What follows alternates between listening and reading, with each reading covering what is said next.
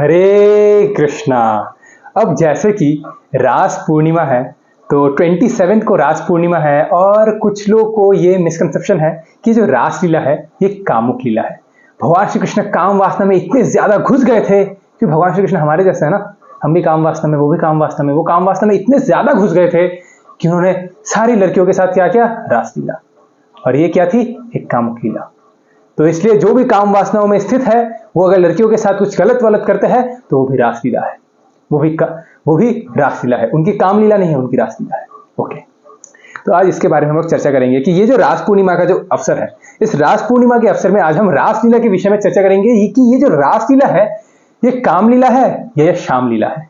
ये रासलीला दिव्य है या हमारे तरह संसारिक है कि हम भी एक स्त्री के साथ या एक स्त्री एक पुरुष के साथ घूमती है तो भगवान श्री कृष्ण भी ऐसे कर रहे हैं, तो हमारा और उनका सेम सेम है, ये अलग अलग है। इसके बारे में आज चर्चा करेंगे रेफरेंसेस के साथ। तो श्रीमद् भागवतम में एक बहुत ही सुंदर श्लोक आया है, दसम स्कंद के जो रास पंचाय अध्याय है, जो 5 अध्याय है रासलीला के ऊपर, उसका जो पहला वर्ष है, पहला श्लोक वो इस प्रकार से है। श्री बादरायणी उवाच भगवान पिता रात्रि शरद उत्फुल्ल मल्लिकः विक्षरन्तुम मनश्चक्रे योग माया उपाश्रितः।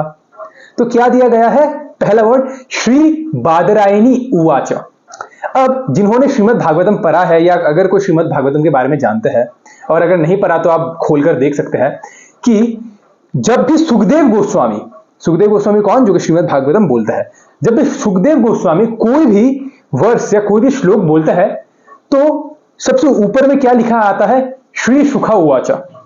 श्री शुक उवाच, श्री मतलब श्रीमती राधा रानी, शुक मतलब पैरट, तो श्रीमती राधा रानी के तोते ने कहा, श्री शुक उवाच। ओके, लेकिन ये जो वर्ष है रास पंचाय अध्याय में, यहां पर आता है श्री बादरायणी उवाच। भागवतम यहां पर डिस्क्राइब करता है सुखदेव गोस्वामी को श्री बादरायणी उवाच करके। सारे वर्सेस में श्री शुक उवाच करके है, लेकिन इस पर्टिकुलर वर्ष में श्री बादरायणी उवाच। ऐसा क्यों? इधर भी श्री शुक उवाच लिख सकते थे, लेकिन बादरायणी उवाच क्यों लिखता है? जैसे हम सब जानते हैं और जो नहीं जानता वो जान जाएंगे अभी कि ये जो बादरायणी नाम है, ये बादरायणी सुखदेव गोस्वामी का दूसरा नाम है, second name of Sukhdev Goswami is Badarayani. अच्छा ठीक है, अब इस बादरायणी का अर्थ क्या है? बदर मतलब फल होता है, बदर संस्कृत में उसे बदर कहता है और हिंदी में उसे बेर कहता है, बेर के फल बदर। अब ट्रेडिशनली ये बताया गया है कि ये जो शास्त्रों में भी ये वर्णन आता है कि ये जो बदर के फल है, ये जो बदर के वृक्ष है, ये इजीली एक्सेसिबल, बाहर में नॉर्मल जगह में इजीली एक्सेसिबल नहीं होता।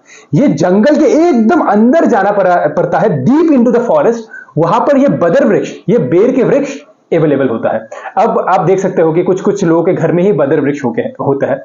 अब क्योंकि जंगल काट के ही हम लोग घर बनाते हैं, इसलिए बदर वृक्ष घर के आंगन में होता है। लेकिन पहले जब ऋषि मुनि थे, जब सेजेस का जमाना था, जब सभ्य थे सारे लोग, तब क्या थे, ये जो बदर वृक्ष थे, ये बदर वृक्ष बाहर इजीली एक्सेसिबल नहीं होता था। ये बदर वृक्ष जंगल के अंदर, बहुत ही अंदर पाया जाता था ये बदर वृक्ष। और तो इसलिए ये बदर वृक्ष कहां पाया जाता है, जंगल के अंदर। और व्यासदेव, शीला व्यासदेव, वेद व्यास, उनका एक नाम क्या बताया गया शास्त्रों में, बदरायन। व्यासदेव का एक नाम बताया गया है बदरायन। अब बदर मतलब, आयन मतलब, बदर तो हमने डिस्क्राइब कर लिया, बदर मतलब क्या है, बेर। और आयन मतलब टू टेक शेल्टर, आश्रय लेना किसी चीज का। जैसे नारायण, परायण, रसायन, कृष्ण रसायन, कृष्ण परायण, नारायण, यन मतलब, आयन मतलब किसी के आश्रय में जाना, किसी के अंडर रहना। तो वेद व्यास का नाम बताया गया बदरायन। अब क्योंकि बदर वृक्ष जंगल के बहुत ही अंदर पाए जाते हैं और वेद व्यास ने क्या किया, बदर वृक्ष का आश्रय लिया है। अब क्योंकि बदर वृक्ष जंगल के बहुत अंदर पाया जाता है तो वेद व्यास भी कहां होंगे, जंगल के बहुत अंदर। और जंगल को शास्त्र में, संस्कृत में बताया गया है अरण्य। संस्कृत में जंगल को क्या बताया गया, अरण्य मतलब जहां पर कोई युद्ध नहीं होता। और जो युद्ध भूमि है उसे क्या कहता है, रणभूमि, रण क्षेत्र, जहां पर युद्ध होता है। तो जंगल को अरण्य बताया गया है क्योंकि वहां पर कोई युद्ध नहीं होता, क्योंकि वहां पर कोई मनुष्य नहीं है। सारे युद्ध का कारण कौन है, मनुष्य है। सारे युद्ध का कारण मनुष्य है। अगर आप मनुष्य को हटा देंगे तो युद्ध नहीं होगा। तो जंगल को बताया गया है अरण्य, और जंगल के अंदर पाया जाता है बदर वृक्ष, और उसी बदर वृक्ष का आश्रय किसने लिया है, वेद व्यास ने। इसलिए वेद व्यास का नाम पड़ा है बदरायन। तो जंगल के अंदर जहां पर कोई युद्ध नहीं है, नो फाइटिंग, नो कॉन्फ्लिक्ट, ऐसी शांत जगह में बदर वृक्ष के नीचे बैठकर वेद व्यास ध्यान समाधि में है, मेडिटेशन में है। क्या किस चीज के ऊपर ध्यान कर रहे हैं वेद व्यास, किस चीज के ऊपर मेडिटेशन कर रहे हैं वेद व्यास? मेडिटेशन इस चीज के ऊपर कर रहे हैं कि ये जो श्रीमद् भागवतम जो मैंने लिखा है, कौन है वो व्यक्ति जो इस श्रीमद् भागवतम को समझ सकता है यथारूप, as it is, Shrimad Bhagavatam को तत्व से समझ सकता है, इसे रिटेन कर सकता है, मतलब बनाए रख सकता है, और जनरेशन आफ्टर जनरेशन इसको दूसरों तक पहुंचा सकता है। कौन है वो व्यक्ति? अब क्योंकि वेद व्यास जी बदर वृक्ष के नीचे बैठ के ये ध्यान समाधि में कृष्ण का चिंतन करते करते ये प्रार्थना कर रहे हैं, कृष्ण के बारे में सोचते सोचते ये प्रार्थना कर रहे हैं कि कौन है वो व्यक्ति जो कि ये श्रीमद् भागवतम को समझ सकता है, इसको रिटेन कर सकता है और दूसरों को समझा सकता है। ये प्रार्थना करते करते वो बदर वृक्ष के नीचे सोचकर इस ध्यान समाधि में है, और इस तपस्या के फलस्वरूप उनके वहां प्रकट कौन हुए? सुखदेव गोस्वामी। सुखदेव गोस्वामी व्यासदेव के चिंता के रूप में, कृष्ण के उत्तर के रूप में, कृष्ण का चिंतन करते करते व्यासदेव ये सोच रहे थे, और कृष्ण के उत्तर के रूप में सुखदेव गोस्वामी व्यासदेव के यहां पर जन्म लिए प्रकट हुए। तो व्यासदेव क्योंकि बदरायन है, तो इसलिए सुखदेव गोस्वामी क्योंकि व्यासदेव के पुत्र है, इसलिए उनका नाम पड़ गया बदरायनी। तो अब इधर पे फैक्ट क्या है? अब फैक्ट ये है कि अगर भगवान श्री कृष्ण की लीला कामुक है, अगर भगवान श्री कृष्ण की लीला एक मैटेरियल लीला है, सांसारिक लीला है, जैसे हमारी है, हम जैसे सांसारिक है, अगर भगवान श्री कृष्ण की भी लीलाएं ऐसी है, तो क्या एक ऐसा व्यक्ति जो कि व्यासदेव जैसे महान संत के तपस्या के फलस्वरूप कृष्ण के आशीर्वाद से प्रकट होंगे, वो व्यक्ति क्या करेंगे? कामुक लीला का वर्णन करेंगे। सुखदेव गोस्वामी जैसे महानुभाव व्यक्ति कामुक लीला के बारे में वर्णन करेंगे? ऐसा कदा भी संभव नहीं है। ऐसा व्यक्ति जो कि व्यासदेव के तपस्या के फलस्वरूप प्रकट हुए, ऐसा व्यक्ति क्या करेंगे? कामुक लीला का वर्णन? कदा भी संभव नहीं है। सुखदेव गोस्वामी जो कि निर्वस्त्र घूमते हैं, जिनको स्त्री और पुरुष के बीच में भेद तक नहीं पता, वो कामुक लीला का वर्णन करेंगे, और वो भी व्यास आसन में बैठकर। आप 9 स्कंद तक भागवतम का पूरा चर्चा करो और 10वें स्कंद में भागवतम को उठाकर वात्सल्य प्रेम तक ले जाओ और फिर कामुक लीला का वर्णन करो। सुखदेव गोस्वामी ऐसा करेंगे?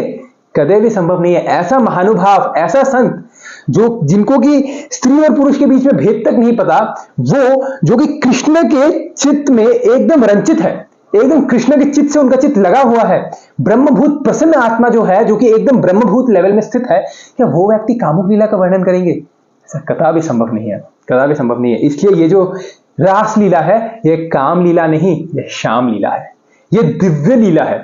अगर कृष्ण सांसारिक है, अगर कृष्ण मटेरियल है, अगर गोपियां मटेरियल है, अगर वृंदावन कोई मटेरियल वस्तु है, तो क्या सुखदेव गोस्वामी अपने वाणी को दूषित करेंगे?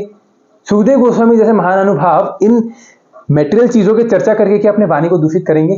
कदा भी संभव नहीं है, कदा भी नहीं करेंगे सुखदेव गोस्वामी। वो महानुभाव जो कि व्यासदेव के तपस्या के फलस्वरूप, बदरायन के तपस्या के फलस्वरूप बादरायनी जो कि प्रकट हुए, वो करेंगे ऐसा? नहीं, वो नहीं करेंगे ऐसा।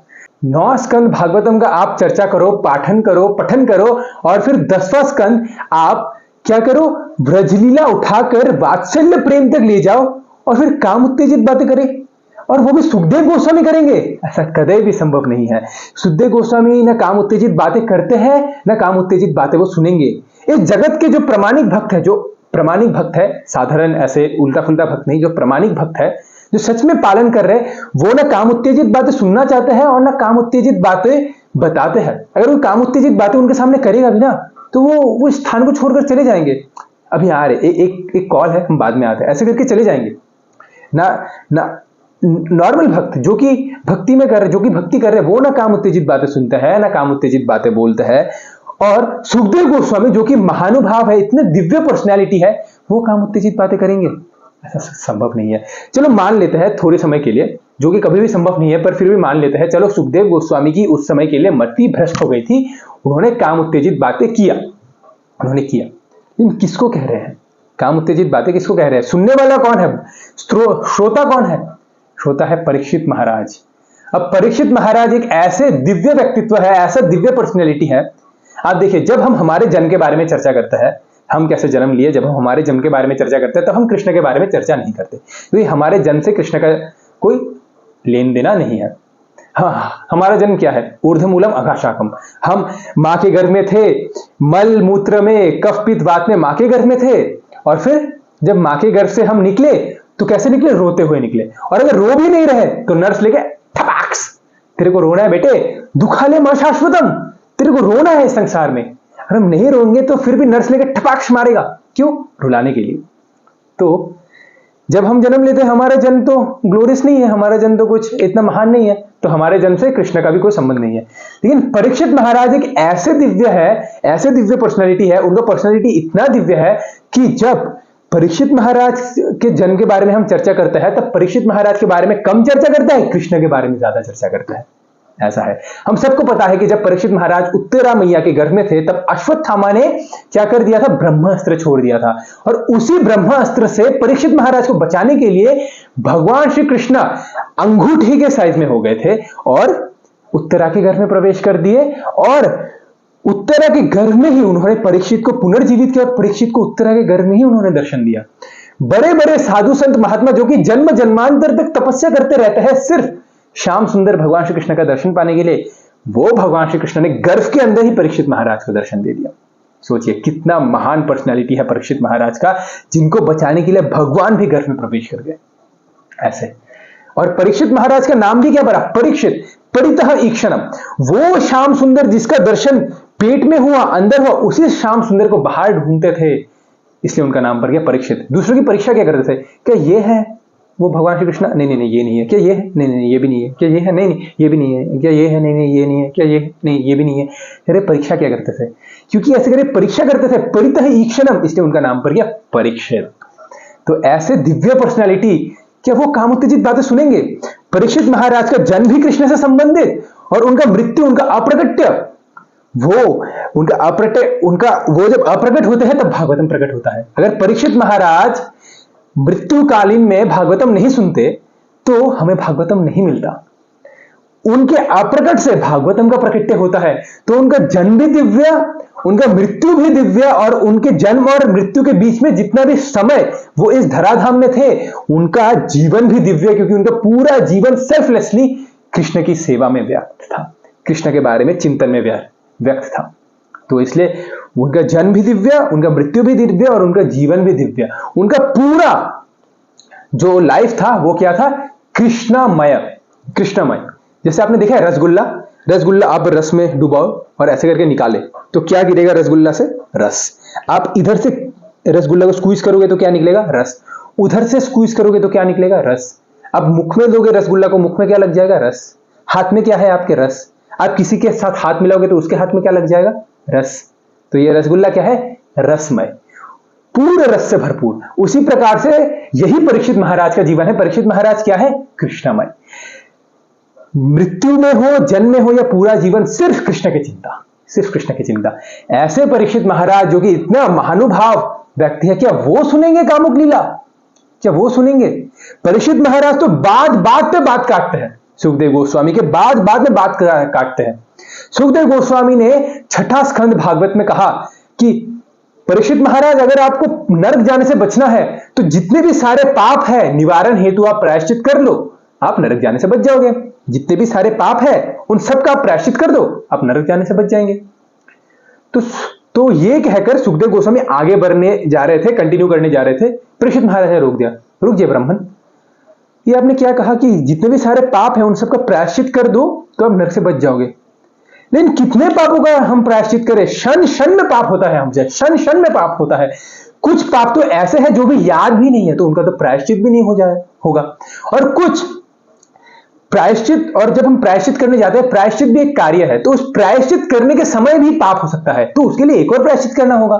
और कभी कभी हमने पाप किया और प्रायश्चित करने जब हम सोच रहे थे कि प्रायश्चित करने जाएंगे तो प्रायश्चित होने से पहले ही हमको अपना देह त्याग करना पड़ा, तो फिर तो ऐसे तो हमें नरक जाना पड़ेगा। तो ये थोड़ा पचा नहीं, हमको थोड़ा पचा नहीं सुखदेव गोस्वामी महाराज, हमें पचा नहीं। आप कहते हो सारे पापों का प्रायश्चित कर, तो कितना प्रायश्चित करे, इतना पाप तो याद भी नहीं है जितना हमसे हो गए जन्म जन्मांतर तक। तब जब सुखदेव गोस्वामी ने कहा, हाँ भगवान, सुखदेव गोस्वामी ने सही कहा कि परीक्षित महाराज को सुखदेव गोस्वामी ने कहा कि आपने एकदम सही प्रश्न पूछा। फिर सुखदेव गोस्वामी कहता है केचित केवल्य भक्ताया वासुदेवे परायणा अघम धुन्वंती कार्ष्णेह निवारम एव भास्करः। ऐसे ऐसे थे परीक्षित महाराज। सोचिए, तो परीक्षित महाराज वक्ता के दृष्टिकोण से, सुनने के दृष्टिकोण से एकदम अव्वल नंबर, एकदम नंबर 1 में आता है। वो परीक्षित महाराज जब गुरु कुछ बोले और गुरु के बाद भी ना पचे तो गुरु को रोक दे, गुरु को रोक के उनसे बार बार प्रश्न पूछे। वो परीक्षित महाराज 10वें स्कंद में रासलीला का वर्णन सुन के बोलेंगे और बताइए विस्तार पूर्ण से बताइए।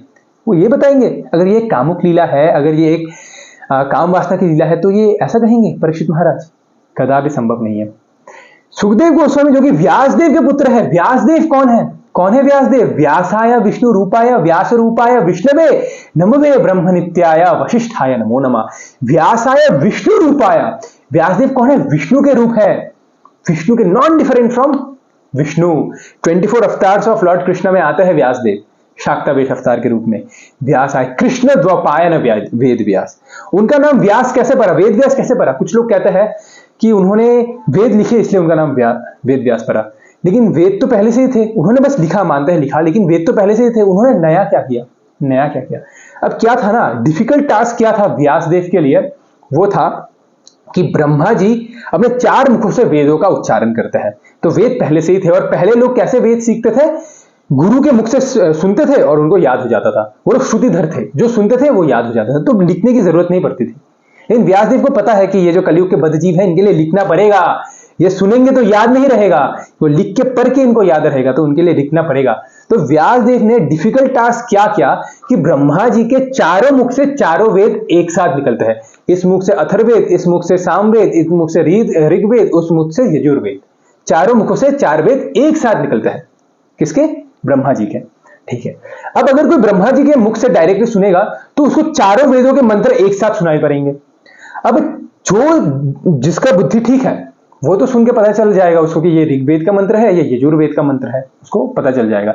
लेकिन सबके लिए तो ये संभव नहीं है। तो व्यासदेव ने क्या किया? समाधि से, अपने ध्यान शक्ति से 4 वेदों को सुना और ऋग्वेद को ऋग्वेद की जगह में लिखा, सामवेद को सामवेद की जगह में लिखा, यजुर्वेद को यजुर्वेद की जगह में लिखा और अथर्ववेद को अथर्ववेद की जगह में लिखा, ताकि पढ़ने में क्या हो? इजी हो। तो व्यास मतलब क्या है? व्यास मतलब वो है जो चीजों को सुंदर तरीके से तोड़े और उसी टूटे हुए चीजों को सुंदर तरीके से जोड़े एज पर पीपल्स अंडरस्टैंडिंग, लोगों के अंडरस्टैंडिंग के हिसाब से वो जो शास्त्र दिए है उसे कहता है वेद व्यास, इसलिए उनका नाम पड़ा वेद व्यास।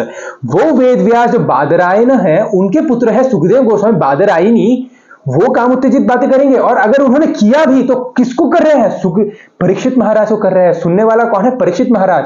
परीक्षित महाराज सुनेंगे ये काम उत्तेजित बातें, जो कि जिनको भगवान ने गर्भ के अंदर ही दर्शन दिया, सुन लेंगे? कदापि संभव नहीं है। परीक्षित महाराज कदापि नहीं सुनेंगे काम उत्तेजित बातें, और वो भी परीक्षित महाराज मरण शैया में है। चलो मानते हैं उन्होंने सुना, लेकिन एक ऐसे व्यक्ति के लिए करेंगे क्या काम उत्तेजित बातें जो कि मरण शैया में है? 7 दिन है परीक्षित महाराज के पास और 5 दिन बीत गए। 9वां स्कंद भागवतम का जब चर्चा हो उसमें 5 दिन बीत गए। अब जो आखिरी के 2 दिन है उसमें कृष्ण कथा का वर्णन करेंगे या फिर कामलीला का वर्णन करेंगे, काम वासना का वर्णन करेंगे? मरण शैया में अगर हम भी हो तो हमें भी पता है अंतकाल किसका स्मरण करना है? अंतकाले च मामेव स्मरण मुक्त्वा कलेवरम। अंतकाल में कृष्ण किसका स्मरण करना है? कृष्ण का स्मरण करना है।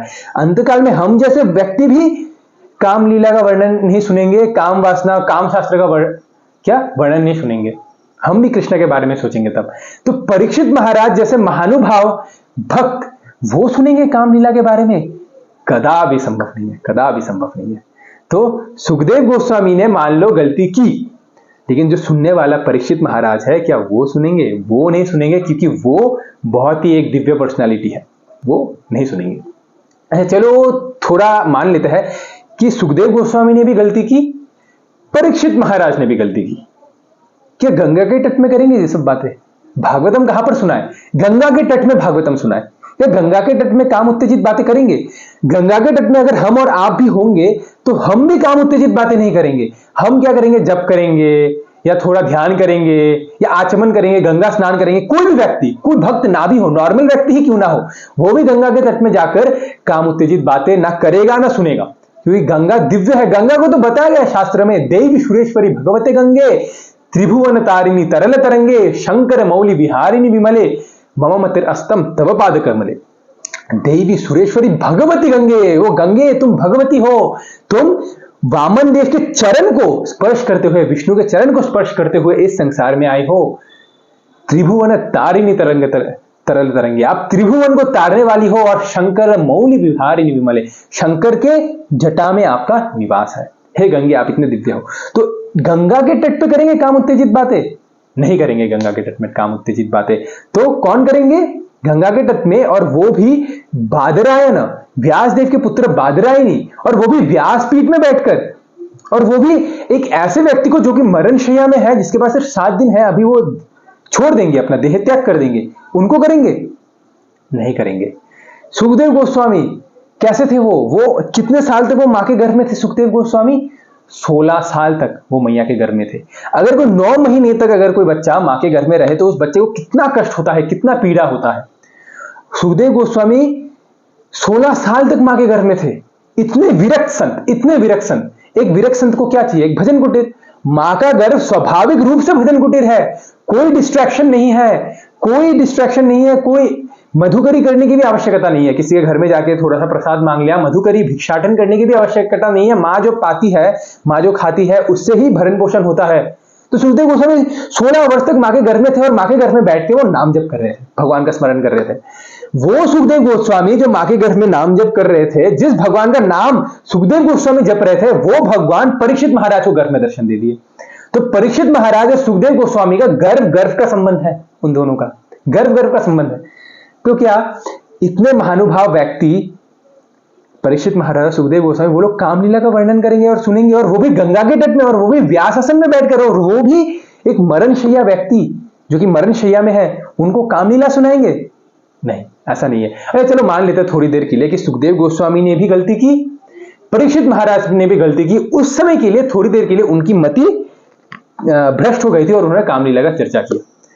लेकिन सिर्फ गंगा के तट में सुखदेव गोस्वामी, परीक्षित महाराज नहीं थे, और भी बहुत सारे संत महात्मा थे, बड़े बड़े ऋषि मुनि थे, नारद मुनि थे, व्यासदेव, खुद सुखदेव गोस्वामी के पिता व्यासदेव बैठे थे भागवत कथा सुनने के लिए। पराशर मुनि, व्यासदेव के पिता पराशर मुनि बैठे थे। परशुराम जी बैठे हैं, परशु लेकर हाथ में, परशुराम जी हाथ में परशु है उनके। वो परशुराम जिन्होंने सारे कामुक क्षत्रिय, सारे लस्टफुल क्षत्रियों का हनन किया, सारे लस्टफुल क्षत्रियों को प्राणों से मारा, वो परशुराम टॉलरेट कर लेंगे कामलीला? वो परशुराम जी सुन लेंगे कामपूर्ण बातें, और वो भी भगवान के विषय में सुन लेंगे परशुराम? नहीं सुनेंगे। तो ऐसा है। अच्छा चलो मान लेते हैं कि सुखदेव गोस्वामी ने भी गलती की, परीक्षित महाराज ने भी गलती की, और जितने भी सारे साधु संत महात्मा है उन्होंने भी गलती की। थोड़ी देर के लिए उन सब का जो स्मृति थी वो भ्रष्ट हो गई थी, और उन्होंने कामलीला का चर्चा किया। चैतन्य महाप्रभु, क्या चैतन्य महाप्रभु जो कि फर्स्ट क्लास सन्यासी है, क्या वो डिस्क्राइब करेंगे, क्या वो पढ़ेंगे इस श्रीमद् भागवतम को अगर इसमें कामलीला है? चैतन्य महाप्रभु तो ऐसे सन्यासी है जो कि एक स्त्री की परछाई तक को नहीं देखते थे दूर से, ऐसे सन्यासी है चैतन्य महाप्रभु। और वो चैतन्य महाप्रभु क्या करते थे? दिन रात स्वरूप दामोदर गोस्वामी और रामानंद राय के साथ बैठ के रास पंचाय अध्याय में गोते लगाते थे, उनको रेलिश करते थे। रास पंचाय अध्याय का सिर्फ पठन पाठन किया करते थे वो चैतन्य महाप्रभु। तो क्या वो चैतन्य महाप्रभु सुनेंगे? अगर कृष्ण की लीला एक संसारिक लीला है, अगर कृष्ण संसारिक है, अगर गोपियां संसारिक है, अगर वृंदावन संसारिक है, अगर ये कृष्ण का इंटरेक्शन अगर एक सामान्य स्त्री पुरुष का इंटरेक्शन, अगर ये लीला अगर एक सामान्य स्त्री पुरुष का इंटरेक्शन है, तो क्या चैतन्य महाप्रभु इस लीला को रिलीज करेंगे? तो क्या चैतन्य महाप्रभु जैसे बड़े सन्यासी जो कि स्वयं कृष्ण है, कृष्ण वर्णम त्वषा कृष्णम संगोपंगस्त्र पार्षदम यज्ञनी संकीर्तन पहर यज्ञनी ही सुमेध शाह। कृष्ण वर्णम त्वषा कृष्णम, वही कृष्णा जो कि गौर सुंदर के रूप में आए हैं, वो कृष्णा, वो चैतन्य महाप्रभु क्या ही काम उत्तेजित बातें सुनेंगे? वो तो स्त्री की परछाई तक नहीं देखते थे। वो चैतन्य महाप्रभु कदापि नहीं सुनेंगे काम उत्तेजित बातें, और ना ही पढ़ेंगे। तो ये वृंदावन दिव्य है, गोपियां दिव्य है, और श्री कृष्ण का जो आदान प्रदान है गोपियों के साथ वो दिव्य है। इसलिए ये काम लीला नहीं, ये श्याम लीला है।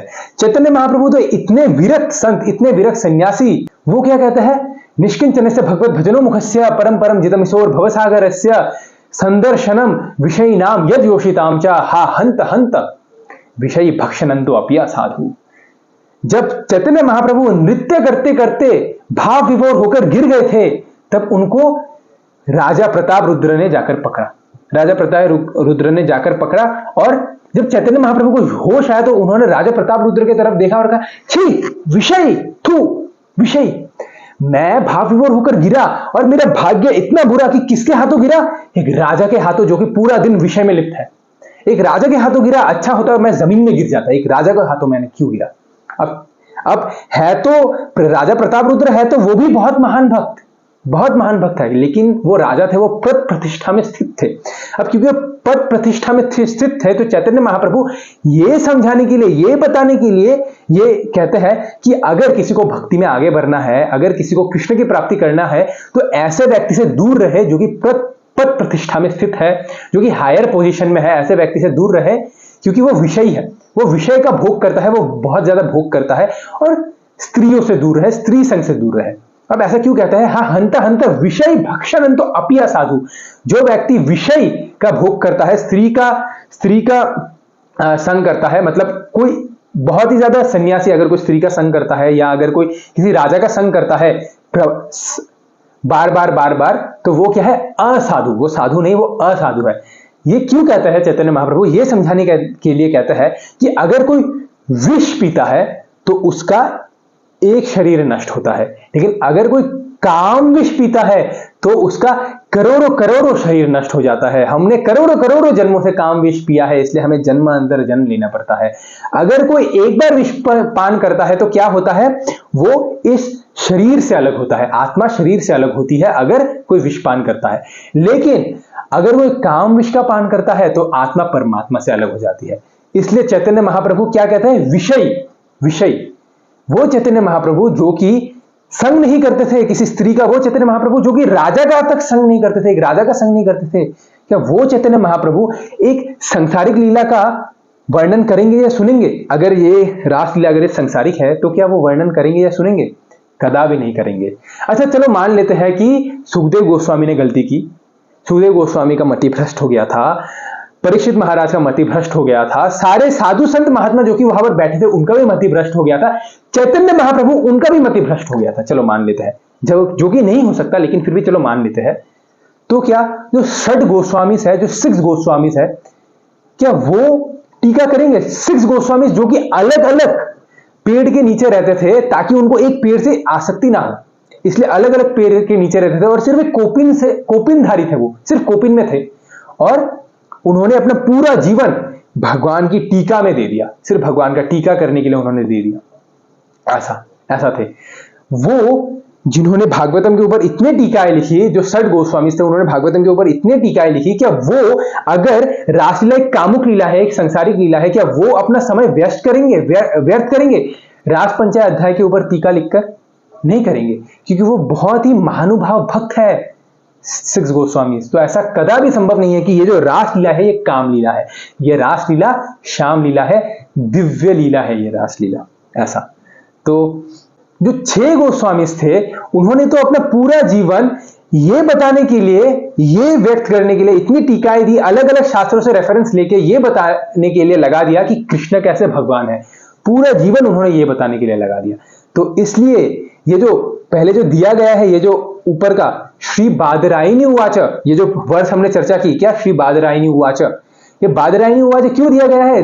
देने से तो श्री सुख उवाच भी दे सकते थे, लेकिन इसलिए दिया क्योंकि ये जो रास पंचाय अध्याय जो अभी बताने वाला है वो कौन है? बादरायणी है। बादरायणी कौन है? जो कि व्यासदेव के तपस्या के फल स्वरूप व्यासदेव जो कि बदरायण है उनके यह प्रकट हुए बादरायणी, वो इस रास पंचाय अध्याय का वर्णन करने वाले हैं, इसलिए दिया गया है श्री बादरायणी उवाच। तो और किसको करें? सुखदेव गोस्वामी जो कि महानुभाव भक्त है, वो भी कामलीला नहीं सुनते। और कहां पर हो रही है ये चर्चा? गंगा के तट पर, और गंगा के तट पर स्वाभाविक रूप से कोई कामलीला का वर्णन नहीं करेगा। और चलो मान लेते हैं वहां पर बहुत सारे साधु संत भी थे, और अगर कामलीला का वर्णन होता तो साधु संत रोक देते, अरे सुखदेव गोस्वामी आप ये क्या कर रहे हैं, साधु संत रोक देते, लेकिन किसी ने भी नहीं रोका, सब लोग सुन रहे हैं क्योंकि ये एक दिव्य लीला है, ये एक दिव्य लीला है। तो पहला शब्द हमने चर्चा किया श्री बादरायणी उवाचा, ठीक है। अभी क्या है, श्री बादरायणी उवाचा भगवान अपितारात्रि, पहला शब्द क्या है, भगवान। चलो मान लेते हैं सुखदेव गोस्वामी वर्णन करें रासलीला, लेकिन ये रासलीला किसकी है, भगवान।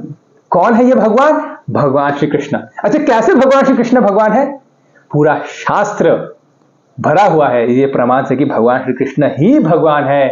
इते चमसा कलह पुंसा कृष्ण अस्तु भगवान स्वयं इंद्रियानु व्याकुलम लोके मृदयंती युगे युगे एकल ईश्वर कृष्ण आर्ष भृत्य जारे जैचे नचायत तैच करे नृत्य।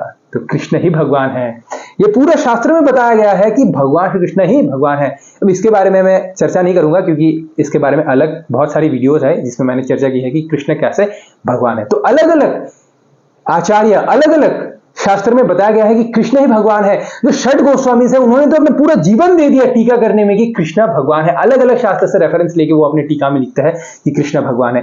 जो जीव गोस्वामी है वो कहता है कि कैसे कृष्ण भगवान है, वो वर्ष लिखता है। क्या लिखता है जीव गोस्वामी, जीव गोस्वामी लिखता है कि विश्व स्वर्ग विसर्गादि विश्व सर्ग विसर्गादि नवलक्षित लक्षितम कृष्णाख्यम परम धाम तद्धाम नमामितम, कि विश्व सर्ग विसर्ग आदि जितने भी सारा कॉस्मिक क्रिएशन है, जितना भी सारा विश्व है, स्वर्ग है, विसर्ग है, जो तीनों लोक है, जितना भी सारा संसार है, मेरे लिए वो तीनों लोक, वो पूरा संसार सिर्फ एक ही व्यक्ति के अंदर वास करता है और वो व्यक्ति कौन है, कृष्णा। नव लक्षिता लक्षितम, ये पूरा संसार कृष्ण के अंदर वास करता है। कृष्णाय परम धाम, कृष्णाख्यम परम धाम, कृष्ण के अंदर ही ये वास करता है ये संसार, और उसी कृष्ण को मैं प्रणाम करता हूं जो कि परम भगवान है और पूरे संसार के रक्षक है, पूरे संसार के पालन करता है, उसी कृष्ण को मैं प्रणाम करता हूं। तो ऐसे लिखते हैं जीव गोस्वामी। आदि शंकराचार्य कहता है भजे व्रजैक मंडलम समस्त पाप खंडनम स्वभक्त चित्त रंजनम नमामि नंद नंदनम। भजे व्रजैक नंदनम, मैं उसी व्रज नंदन को, उसी व्रजेंद्र नंदन श्याम सुंदर श्री कृष्ण को भजता हूं, जो कौन है, जो भक्तों के पापों को हर लेते हैं और भक्तों के चित्त को, समस्त पाप खंडनम भक्त चित्त रंजनम, भक्त के चित्त को रंजित लेते हैं। नमामि नंद नंदन, मैं उस नंद नंद को क्या करता हूं, नमस्कार करता हूं। आगे कहते हैं आदि शंकराचार्य विदग्ध गोपी कामनो मनुष्ण कल्पशायिनम नमामि मुंज कानने प्रबद्ध वाणी पायिनीम यदा तदा यथा तथा तदैव कृष्ण सत्कथा मैं सदैव गीयताम कृपा निधि विधीयताम, कि मैं उसी कृष्ण को प्रणाम करता हूं जो कौन है, जो कि गोवर्धन धारण करते हैं, जो कि क्या करते हैं, जो कि गोपियों के साथ अच्छे से आदान प्रदान करते हैं, रासलीला का आदान प्रदान करते हैं, और जो कि फॉरेस्ट फायर वृंदावन का जो दावाग्नि है उसे पी जाते हैं।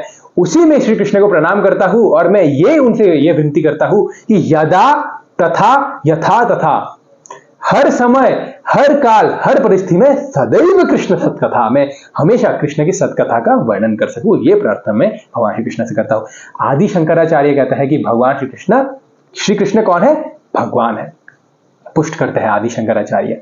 तो अलग अलग शास्त्र में, भिन्न भिन्न शास्त्र में, श्रीमद् भागवतम या कोई भी पुराण ले लीजिए या आचार्यों की टीका ले लीजिए, माधवाचार्य, रामानुजाचार्य, शंकराचार्य, चैतन्य महाप्रभु, सिक्स गोस्वामी, सारे बड़े बड़े आचार्य क्या कहते हैं, कृष्ण ही भगवान है।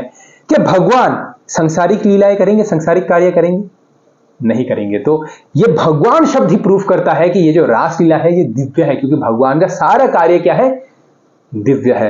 एक वृंदावन के एक रसिक संत तो एस्ट्रोलॉजी को भगवान के साथ जोड़ते हैं, एस्ट्रोलॉजी को कृष्ण के साथ जोड़ते हैं।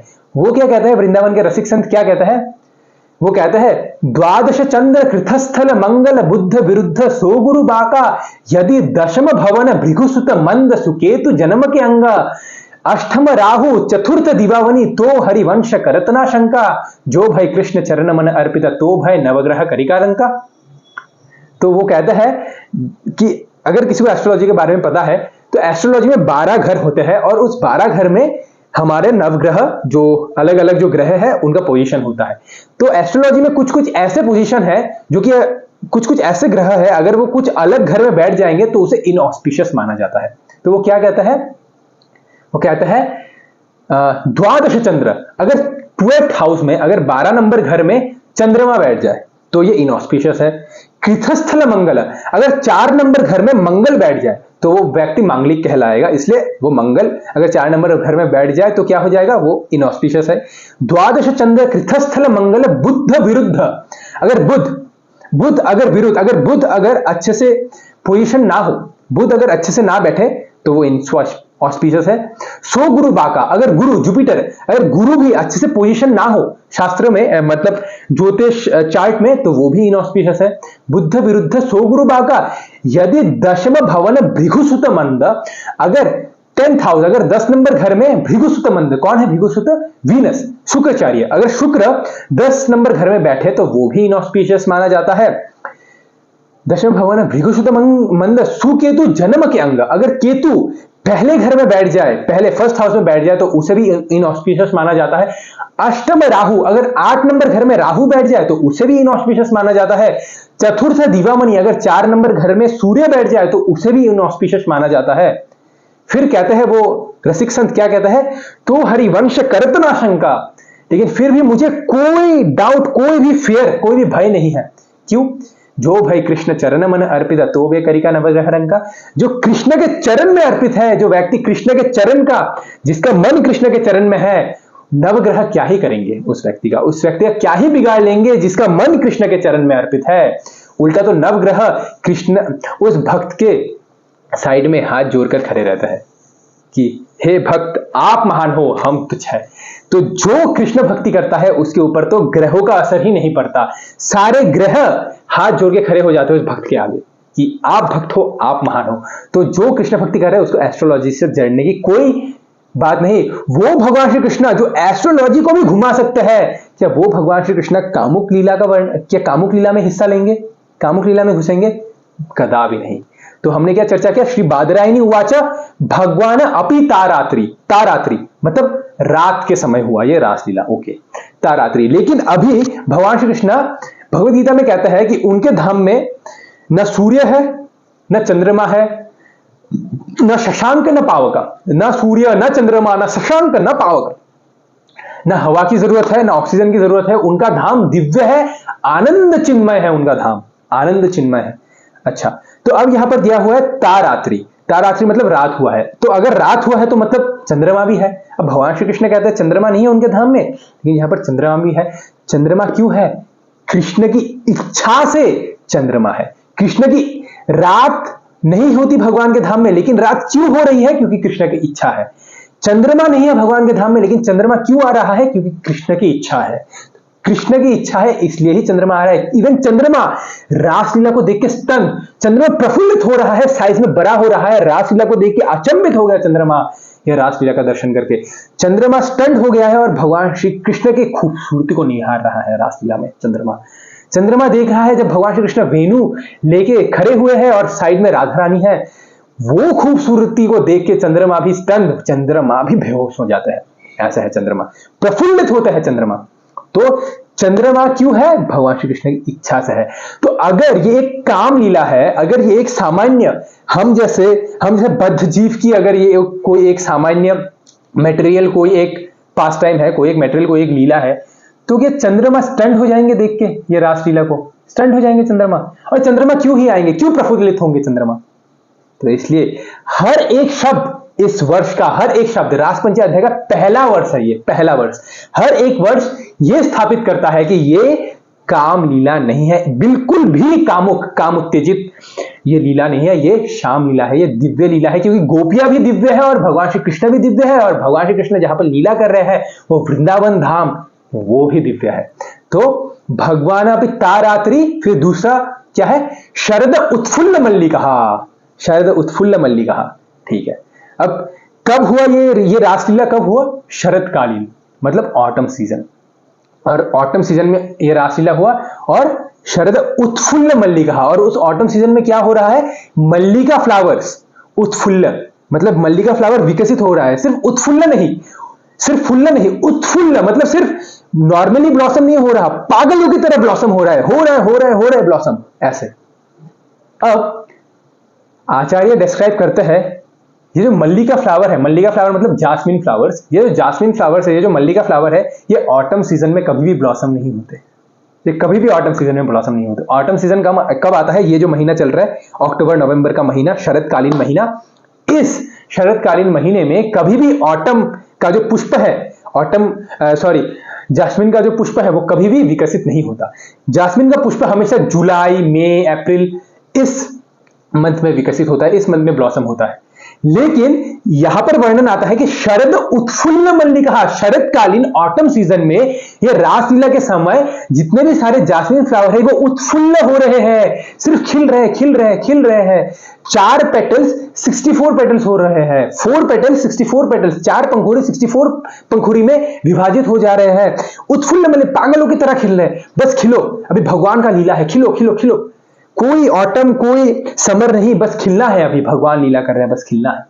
तो अब बताइए आप, अगर ये कामुक लीला है, अगर ये एक नॉर्मल सांसारिक कार्य है, अगर ये एक सांसारिक काम वासनाओं का, काम विषय का अगर ये कार्य है, तो ऑटम सीजन में जास्मिन फ्लावर क्यों खिलेंगे? ऑटम सीजन में तो नहीं खिलेंगे। अगर समर सीजन में करते भगवान रासलीला तो मानते, हाँ चलो जास्मिन फ्लावर खिल रहे हैं, जुलाई का महीना में कर रहे हैं भगवान श्री कृष्ण रासलीला, तो मान लो चलो खिल रहे हैं, नॉर्मली खिलता है। लेकिन यहां पर तो सिर्फ खिल नहीं रहे, उत्फुल्ल हो रहे हैं, प्रफुल्लित हो रहे हैं जास्मिन फ्लावर्स। अगर ये कामुक लीला है तो जास्मिन फ्लावर्स क्यों उत्फुल्ल होंगे? चंद्रमा क्यों आगे स्टंट खड़ा रहेगा? तो ऐसे ही है।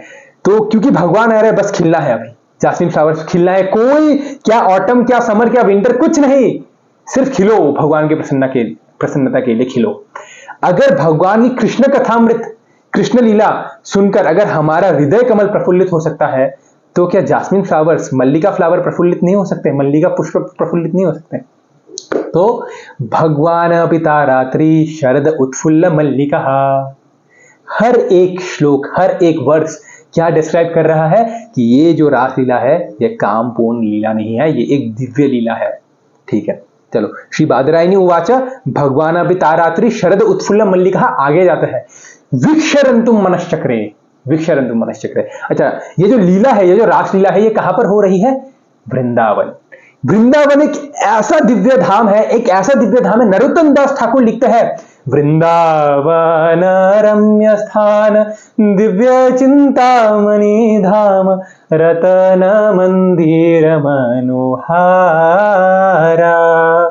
आवृतम कालिंदी रे राजहंसा किली कौरे तार शोभे कनक कमला तार मध्य हेमपीठ अष्टदले बेष्ठिता अष्टदलिर प्रधान नायिका तार मध्य रत्नसाने बोशिया छे दुई जने श्याम संगी सुंदरी राधिका ओरूप लावण्य राशि आमियो परिचय खाशी हास्य परिहास्य संभासने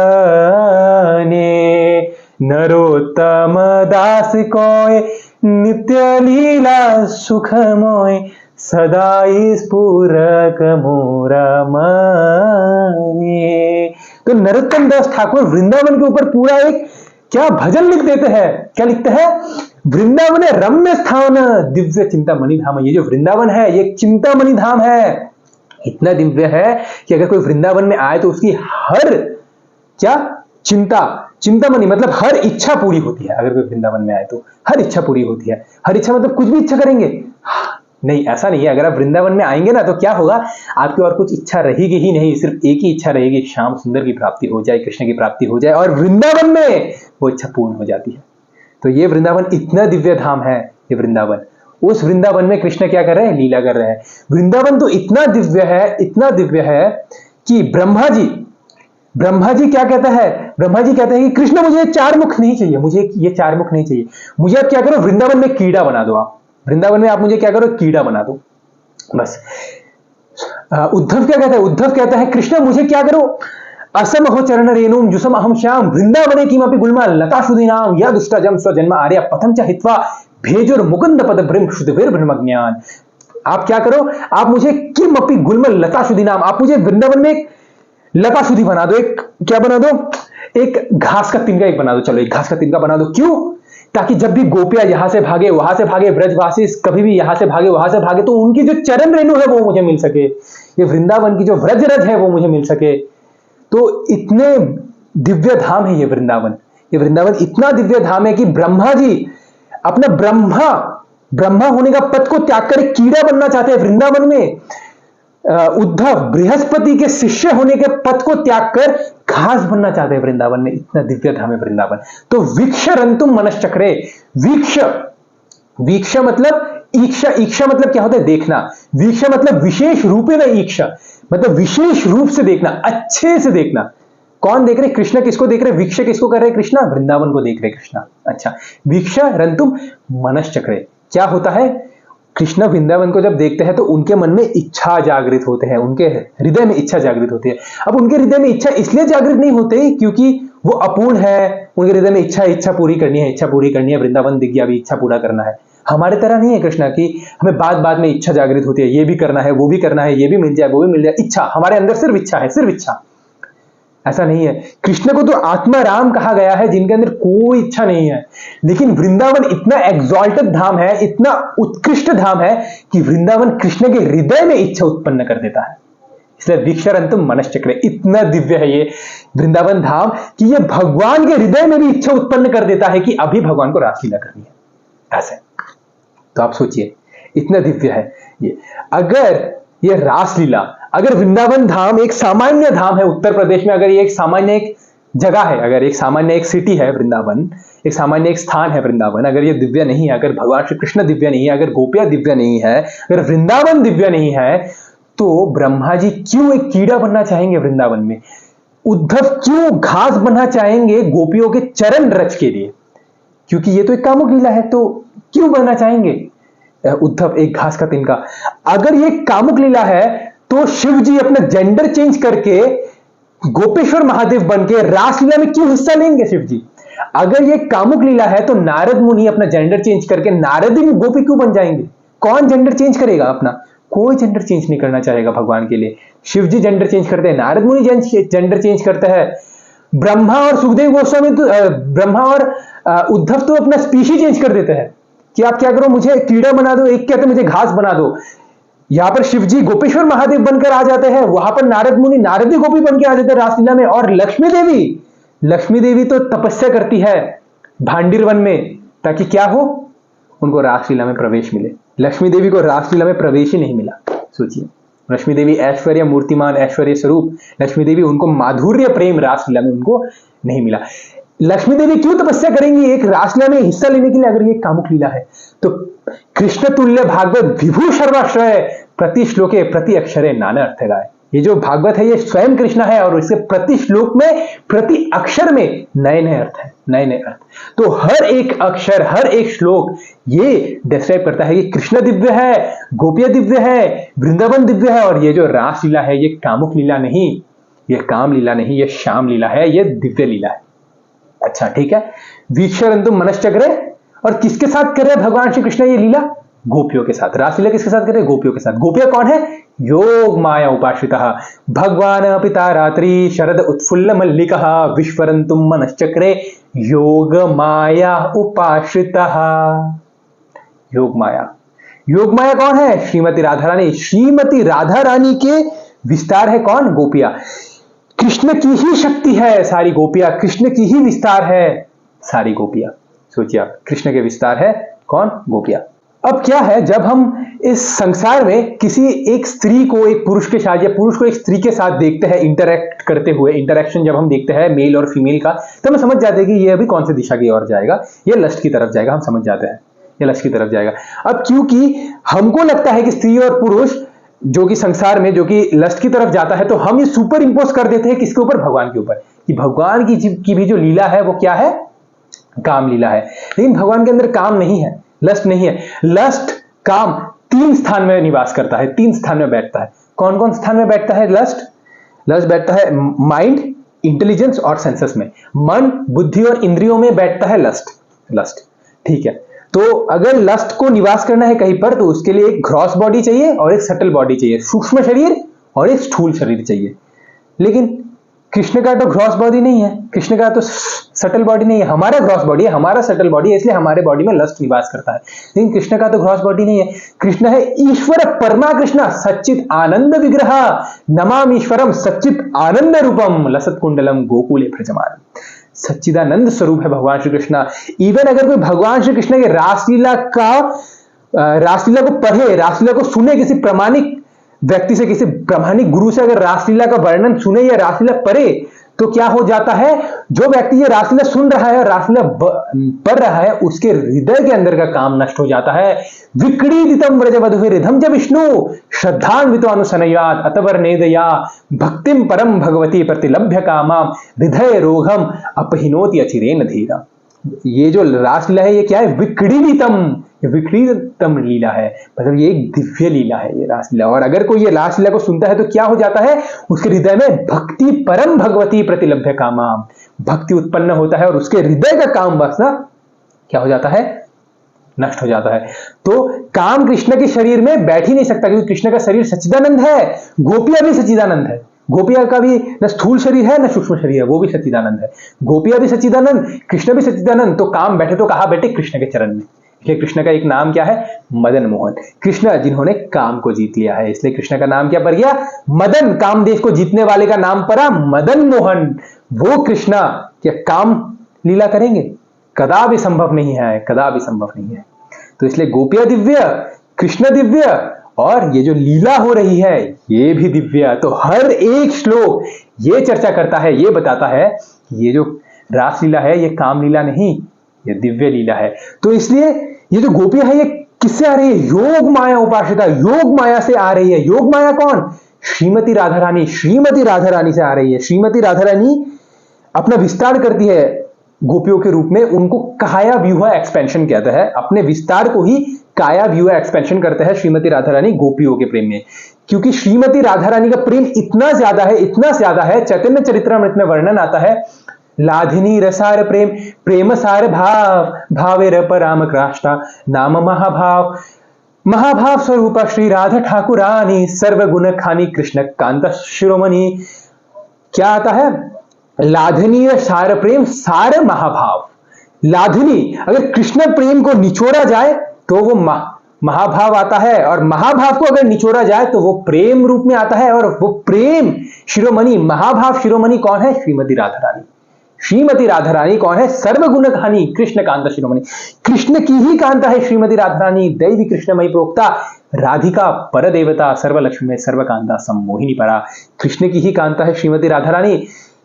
कृष्ण पूर्ण, राधा पूर्ण शक्ति, कृष्ण पूर्ण शक्तिमान, द्विवस्तुर भेद नाही शास्त्र प्रमाण। ये शास्त्र का प्रमाण है कि कृष्ण और श्रीमती राधा रानी में कोई भेद नहीं है। और क्योंकि श्रीमती राधा रानी कृष्ण का ही विस्तार है, तो श्रीमती राधा रानी के अंदर ये लालसा जगती है, ये ग्रीड, ये लालच उत्पन्न होती है कि मैं एक अकेली श्रीमती राधा रानी अगर भगवान श्री कृष्ण को इतनी संतुष्ट कर पाती हूं, तो क्यों ना अगर 8 राधा रानी हो, अगर 108 राधा रानी हो, अगर 1008 राधा रानी हो, अगर 16108 राधा रानी हो। और प्रिय भक्तों, पूरे रास लीला में 100 करोड़ गोपीज थी, 100 बिलियन गोपीज थी पूरे रास लीला में। सोचिए, अब कोई कह सकता है 100 बिलियन गोपीज है, ये तो फिक्शन है, 100 बिलियन गोपीज हो ही नहीं सकती। ठीक है भाई, अगर 100 बिलियन गोपीज हो नहीं सकती तो तू रासलीला के बारे में बता क्यों रहा है, तू क्यों बता रहा है ये रासलीला कामलीला है। अगर तू मान ही नहीं रहा कि रास गोपियां इतनी नहीं है तो रासलीला भी नहीं हुई होंगी, और अगर रासलीला नहीं है तो ये कामलीला नहीं है, तो बता क्यों रहा है। और अगर तू रासलीला को कामलीला बता रहा है तो ये भी स्वीकार कर कि उस रासलीला में 100 बिलियन गोपीज थी, और सारे, और कृष्ण ईच एंड एवरी गोपी के साथ नृत्य कर रहे थे ब्रह्मा जी के एक रात तक। सोचिए, और उसी शरतकालीन में क्या हो रहा था, मल्लिका पुष्प प्रफुल्लित हो रहे थे, चंद्रमा देखकर स्टंड है, शिव जी हिस्सा लेते हैं रासलीला में, नारद मुनि हिस्सा लेते हैं रासलीला में, लक्ष्मी देवी तपस्या करते हैं रासलीला में। और ये रासलीला कर कौन रहा है, भगवान कर रहे हैं। और इस रासलीला का वर्णन कौन कर रहा है, सुखदेव गोस्वामी वर्णन कर रहे हैं। और वो सुखदेव गोस्वामी कौन है, श्री बादरायणी उवाच, बदरायन व्यासदेव के तपस्या के फलस्वरूप जो प्रकट हुए सुखदेव गोस्वामी, वो बादरायणी ये रासलीला का वर्णन कर रहे हैं। तो ये रासलीला बिल्कुल भी कामुक लीला नहीं है, क्योंकि हम कृष्ण से ईर्ष्या करते हैं, हम देखते हैं कि इसकी इतनी सारी है गोपी, मेरी क्यों नहीं है। भाई, अगर हम तुमको दे भी देंगे ना इतनी सारी गोपी, तुम संभाल नहीं पाओगे। हम तुमको सप्लाई देंगे, तुम संभाल ही नहीं पाओगे। भगवान श्री कृष्ण ने 7 वर्ष की उम्र में गोवर्धन उठाया और 9 वर्ष की उम्र में उन्होंने रासलीला किया। तो जिनको रासलीला करना है, आप क्या करो, आप गोवर्धन उठा लो 7 दिन 7 रात तक, फिर आप रासलीला करना। लड़की हम सप्लाई करेंगे आपको, चलिए ठीक है। चलो डिस्काउंट देते, गोवर्धन मत उठाओ, 7 दिन 7 रात तक बिना खाए बिना सोए खड़े रहो, बस खड़े रहो। चलो हो जाएगा। चलो एक काम करो, 7 दिन 7 रात तक खा लो, आप खा लो, सिर्फ जगे रहो, जग के बस खड़े रहो। कर पाओगे? नहीं। भगवान श्री कृष्ण ने किया, गोवर्धन उठाया, वो दिव्य। हर शास्त्र कहता है कि कृष्ण भगवान है, गोव्य कृष्ण की ही कांता है। श्रीमती राधा रानी कौन है? कृष्ण का जब प्रेम, कृष्ण का प्रेम का जब कोई पर्सोनिफिकेशन होता है, कृष्ण का प्रेम का पर्सोनिफिकेशन है श्रीमती राधा रानी। और श्रीमती राधा रानी की काया व्यूहा एक्सपेंशन, काया व्यूहा विस्तार है सारी व्रज अंगनाएं, सारी व्रज गोपी। और वही सारी व्रज गोपी श्री कृष्ण के साथ क्या करते हैं? रासलीला करता है। विश्वनाथ चक्रवर्ती ठाकुर डिस्क्राइब करते हैं कि ये ऐसा ही है जैसे अगर एक बच्चा को शीशे के सामने रख दिया जाए तो बच्चा अपने आप को देखकर हंसता है, खेलता है, अपने आप को पकड़ने की कोशिश करता है। उसी बच्चे को अगर एक ऐसे जगह में रख दिया जाए जहां पर चारों तरफ शीशा है, तो बच्चा ऐसे देखे, अरे ये भी मैं हूं, अरे ये भी मैं हूं, अरे वो भी मैं हूं, ऐसे करके अपने आप को पकड़ना चाहेगा। यही भगवान श्री कृष्ण है। भगवान श्री कृष्ण को अपने आप को ही देखते हैं, अपने आप के साथ ही वो रासलीला करते हैं। तो भगवान श्री कृष्ण की जो जितनी भी सारी गोपियां है वो भगवान श्री कृष्ण के अंदर से भगवान श्री कृष्ण की ही विस्तार है। हमारा गर्लफ्रेंड या हमारी बॉयफ्रेंड गर्लफ्रेंड या हमारा पति पत्नी, हमारी ये वो हमारे अंदर से नहीं आए। वो चोपड़ा साहब की बेटी है, कपूर साहब की बेटी है, वो हमारे अंदर से नहीं आए। भगवान श्री कृष्ण अपने अंदर से ही गोपियों को प्रकट करते हैं। ये है रासलीला, और ये रासलीला दिव्य है। अगर ये रासलीला दिव्य नहीं होती तो सुखदेव गोस्वामी अपने वाणी को क्यों नष्ट करते? और मान लो सुखदेव गोस्वामी ने किया, परीक्षित महाराज क्यों सुनते, इतने महानुभाव भक्त? और मान लो परीक्षित महाराज ने भी सुना, उनकी भी मति भ्रष्ट, सुखदेव गोस्वामी की मति भ्रष्ट, परीक्षित महाराज की भी मति भ्रष्ट, बाकी संत महात्मा क्यों सुनेंगे कामलीला का वर्णन? वो तो रोक देंगे, परशुराम जी बैठे हुए हैं, वो तो रोक देंगे। और मान लो सबकी मति भ्रष्ट, गंगा के तट में चर्चा होगी, मान लो गंगा के तट में चर्चा हुई भी, एक मरण शैया में जो व्यक्ति है उसको सुनाएंगे कामलीला? बिल्कुल नहीं, बिल्कुल नहीं। और मान लो ये गलत हुआ भी, मान लो भागवतम में कामलीला वर्णन है, चैतन्य महाप्रभु पाठ करेंगे कामलीला का, जो कि फर्स्ट क्लास सन्यासी है, वो पाठ करेंगे। चलो मान लो चैतन्य महाप्रभु ने पाठ किया कामलीला का, जो 6 गोस्वामी है, क्या 6 गोस्वामी ये रासलीला के ऊपर टीका लिखेंगे अगर इसमें काम उत्तेजित बातों का वर्णन है? कि 6 गोस्वामी लिखेंगे? कदापि नहीं लिखेंगे। तो इसलिए ये जो रासलीला है ये कामलीला नहीं, ये श्यामलीला है। तो इस भाव से, इस मनोवृत्ति से हमें इस रास पूर्णिमा में मंदिर जाना चाहिए। रास पूर्णिमा कब है? 27, ये मंडे रास पूर्णिमा है। हमें जाना चाहिए मंदिर में और भगवान से प्रार्थना करनी चाहिए, हे प्रभु, जिस प्रकार से आप ये दिव्य लीला करते हो और आपकी ये रासलीला सुनने से और रासलीला को पढ़ने से हृदय का काम नष्ट हो जाता है, उसी प्रकार मैं आपसे प्रार्थना करता हूं, हे प्रभु, मेरे हृदय के अंदर जितना भी काम है, जितना भी लस्ट है, ये लस्ट सब दूर हो जाए और आप मेरे हृदय रूपी कमल में निवास करो और इस हृदय को आप राज्य करो, हृदय में आप राज्य करो। हे प्रभु, जिस प्रकार से आप गोपियों के हृदय में वास करते हो, गोपियों के मन में वास करते हो, हृदय में वास करते हो, उसी प्रकार से आप मेरे भी मन में वास करो, मेरे भी हृदय में वास करो। जिस प्रकार से गोपियों का चित्त आप में लग गया है, गोपियों का चित्त आपके चरण में लग गया है, उसी प्रकार से आप मेरा भी चित्त क्या करो, अपने चरण में लगा दो। ऐसे हमें प्रार्थना करना चाहिए इस रास पूर्णिमा में। तो आप सभी को रास पूर्णिमा की हार्दिक शुभकामनाएं। Hare Krishna. Thank you very much for watching.